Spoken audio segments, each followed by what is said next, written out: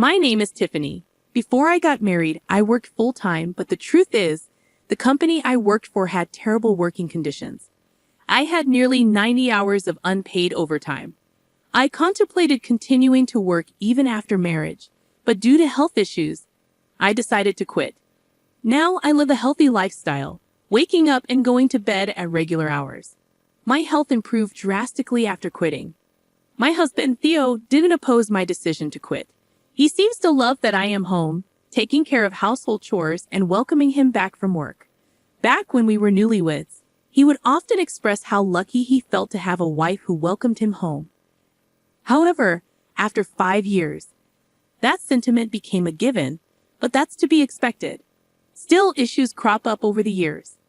My mother-in-law, Sarah, who used to be sweet, now often asks when we will give her a grandchild every time we visit. She always chooses to say it when Theo isn't around. Years of hearing this has built up considerable stress for me. To be honest, I don't want to see her because of the pressure she puts on me. My father-in-law, John, is a quiet and kind man who doesn't interfere. The irony is that Theo says kids are just a hassle and cost a lot, yet when confronted by his parents, he acts as if it's none of his business. Once, I told him if he didn't want kids, he should explain it to his parents, but he shrugged it off, saying it's a conversation for a woman. At crucial times, he evades responsibility with his own set of values. Because of this, to his mother, I seem like the wife who can't have children, and he's the husband supporting her.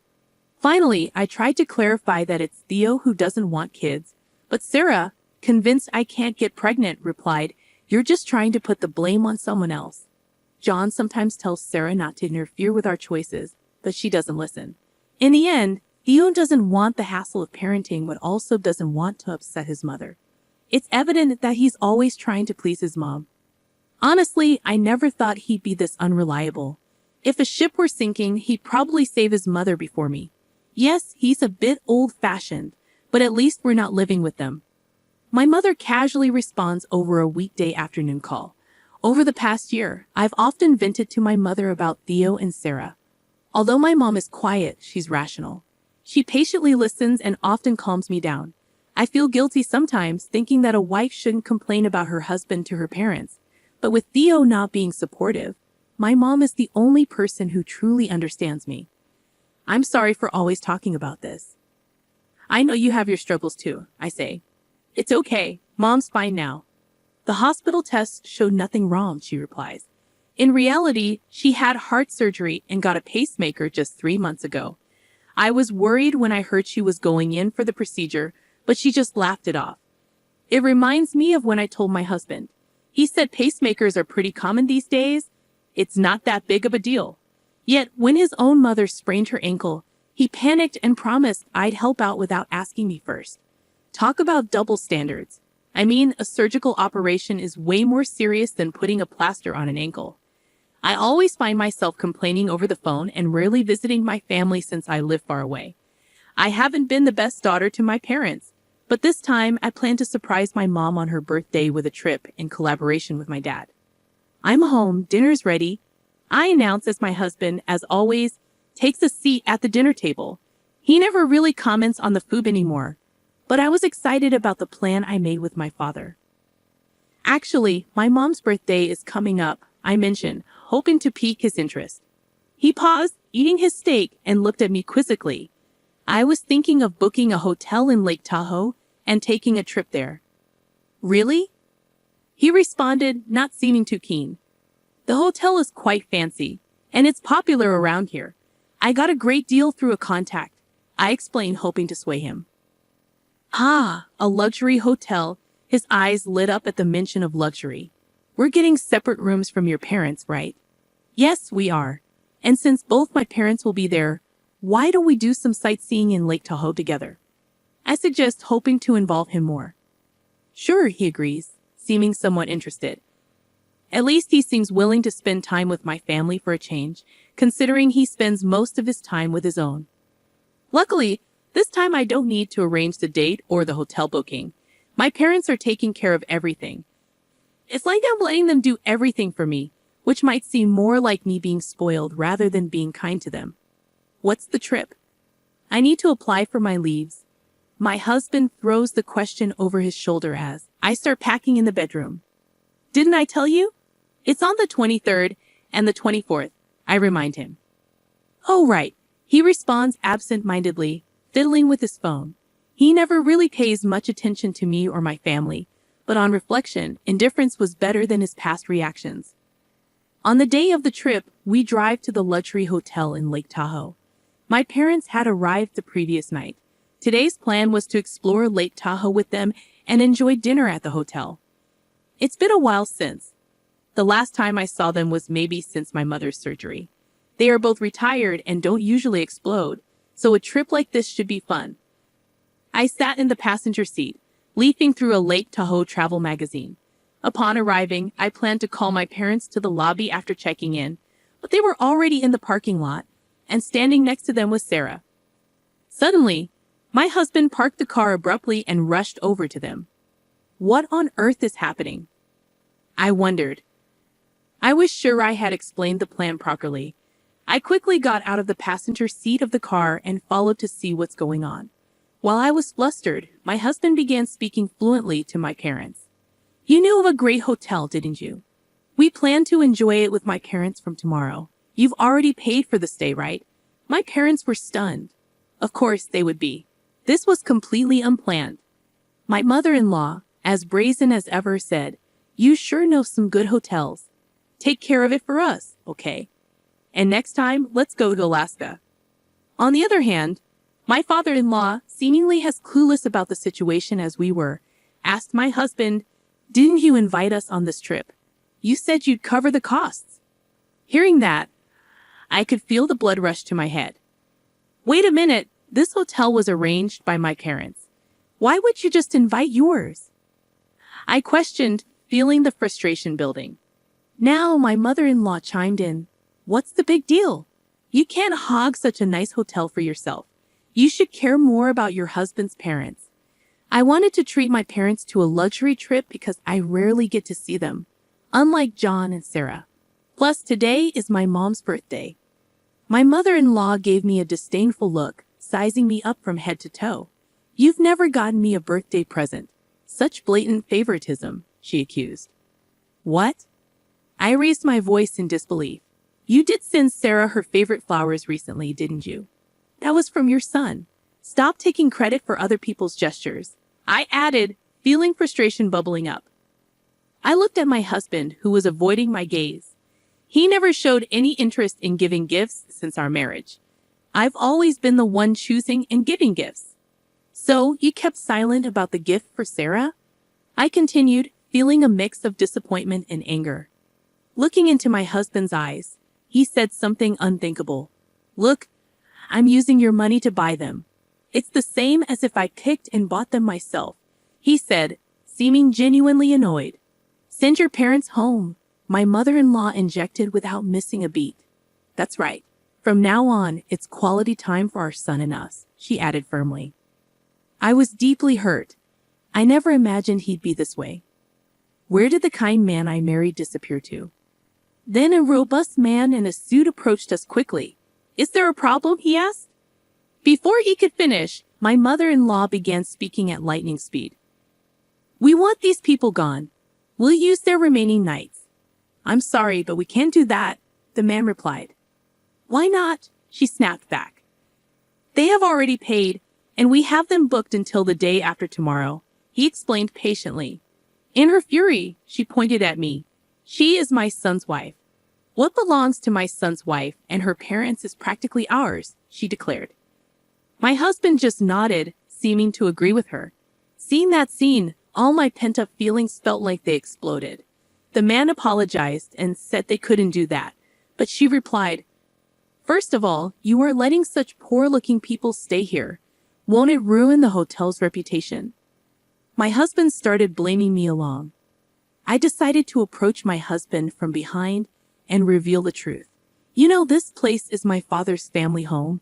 I began, watching as both my husband and mother-in-law stared at me with wide eyes. The man in the suit is my father's younger brother, which means he is my uncle. My uncle started speaking in a firm yet humble tone. My brother and I have a big age difference. Back then, our parents were busy with their hotel business. He took care of me like a parent. Everything I have now is because of him." Hearing this, my father became emotional and whispered, "You." When I heard you were staying here, I was truly happy, thinking I could finally repay his kindness. "But you think you could stay for free just because it's your son's wife's family?" I could hear my mother-in-law groaning. "We have rooms available ranging from $450 to $1,800 per night. Please proceed to the front desk if you are interested." Caught off guard, my husband and his mother were flustered. "What do we do?" "We don't know any other hotels," my husband muttered, looking lost. Watching the two, my father-in-law let out a deep sigh. "This is karma for always taking credit for Tiffany's achievements and trying to impress your mother with them." My husband seemed at a loss for words. "I'm truly sorry, everyone," he finally said. "I never thought my son would do something like this." My father began to apologize deeply. "No, wait, John," I quickly intervened. "My father-in-law is a victim too. He was invited to the hotel by his son only to find out he'd been deceived." Though my mother-in-law seemed to have learned even more, suddenly she had an idea. "Wait, since it's a hotel run by relatives, can't you give us a discount? We are family after all," she suggested shamelessly. How shameless can she be? Has she forgotten all that she has done? I wondered silently, but my uncle calmly stated, "I don't consider someone who insults my loved ones as family." His words made me realize something. The way my husband and mother-in-law had been treating me all along was condescending. All the unpleasant tasks were left to me. Any praise was stolen by them. What was I to them? They exploited and belittled me. If they had thought about my family even a little, this trip wouldn't have happened. "You've always looked down on me, haven't you?" I said, looking at my husband, who hung his head in silence. "You thought my parents would let this slide if you pushed hard enough. How awful." "I couldn't afford to stay at such an expensive hotel. I just wanted to impress people," he said, his face full of regret, glaring at me. My father-in-law approached, looking disappointed. "Isn't this just like you? Always trying to look good in front of your mother, who is the person you should be protecting the most right now, huh?" My husband stood still, looking confused with a stoic face. My father-in-law continued, "Listen, you are married. Your priority should be protecting your wife, not impressing your mother." But my husband looked away, avoiding eye contact. However, I noticed the expression on his face. He would always choose his mother, no matter what anyone says. Summoning my courage, I raised my voice. "John, thank you for all you've done for me so far. You've helped me more times than he ever did, but I can't continue living with him as a couple any longer," I declared firmly. My husband looked up, surprised. "Let's get a divorce," I continued, feeling a surge of liberation as I said the word out loud. "Right. I've always wanted to divorce him." "Are you serious?" I heard my mother's voice from behind. I nodded. "Yes, I've been thinking about it for a while now." "Hold on, I'll apologize for what happened this time," my husband scrambled, but it was almost like seeing a stranger. "It's not just about what happened this time," I explained. "It's about the forgotten gifts for Sarah and countless other things."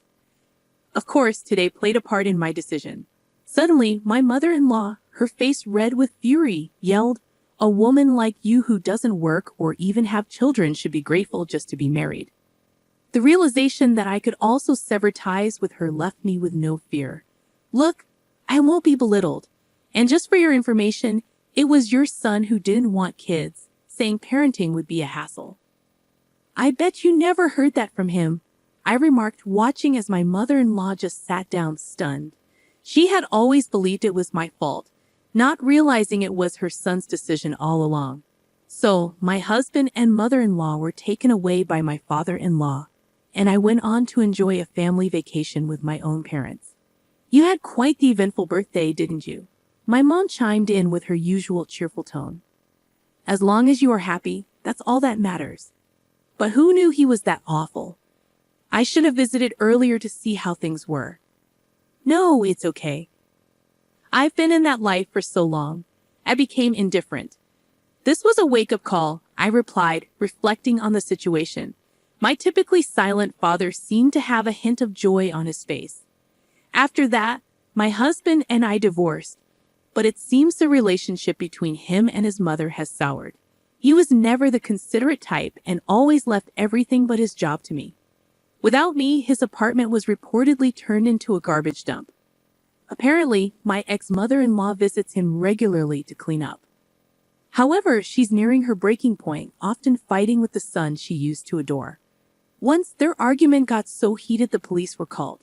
My ex-father-in-law claims she brought this upon herself by spoiling their son.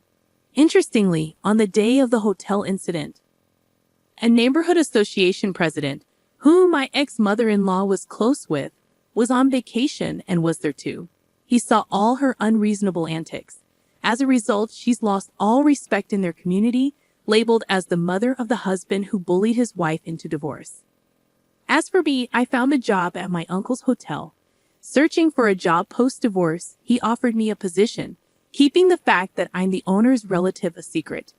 I'm now learning from more experienced staff members.